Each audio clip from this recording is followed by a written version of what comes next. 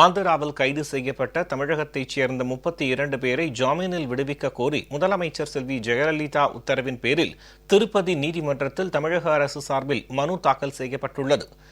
தமிழ்நாட்டின் திருவண்ணாமலை, வேலூர் மற்றும் சென்னை மாவட்டங்களைச் சேர்ந்த 32 பேர் கருடாத்ரி விரைவு ரயில் மூலம் சென்னையிலிருந்து திருப்பதிக்கு சென்று கொண்டிருந்த போது ரேணிகுண்டா ரயில் நிலையத்தில் ஆந்திர காவல்துறையினரால் கைது செய்யப்பட்டு சிறையில் அடைக்கப்பட்டுள்ளனர்.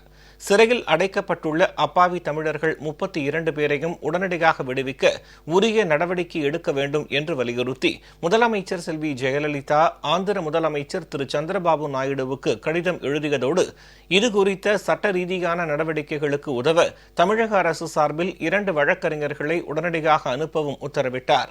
முதலமைச்சர் செல்வி ஜெயலலிதா உத்தரவின் பேரில் நியமிக்கப்பட்டுள்ள தமிழக அரசு வழக்கறிஞர்கள் திரு அருள், திரு முகமது ரியாஸ் ஆகியோர் ஆந்திர மாநிலம் சித்தூர் சிறையில் அடைக்கப்பட்டுள்ள 32 அப்பாவி தமிழர்களை நேரில் சந்தித்த பின்னர் அவர்களை ஜாமீனில் விடுவிக்க கோரி திருப்பதி நீதிமன்றத்தில் மனு தாக்கல் செய்துள்ளனர். இதனிடையே நாடாளுமன்ற மக்களவையில் இப்பிரச்சினை குறித்து நேற்று பேசிய அஇஅதிமுக உறுப்பினர் திரு செஞ்சி சேவல் வே ஏழுமலை, ஆந்திர சிறையில் அடைக்கப்பட்டுள்ள தமிழகத்தைச் சேர்ந்த 32 பேரை விடுவிக்க முதலமைச்சர் செல்வி ஜெயலலிதா கேட்டுக்கொண்டபடி ஆந்திர மாநில முதலமைச்சர் உரிய நடவடிக்கை எடுக்க வேண்டும் என்றும் இப்பிரச்சினையில் மத்திய அரசு உடனடியாக தலையிட்டு தமிழர்களை விடுவிக்குமாறு ஆந்திர மாநில அரசை அறிவுறுத்த வேண்டும் என்றும் கேட்டுக்கொண்டார். தமிழர்கள் கைது செய்யப்பட்டிருக்கும் பிரச்சனையில் தாங்கள் உடனடியாக தலையிட வேண்டும் என்று மாண்புமிகு தமிழக முதல்வர் புரட்சி தலைவி அம்மா அவர்கள் ஆந்திர முதல்வரிடம் கேட்டுக்கொண்டுள்ளார்.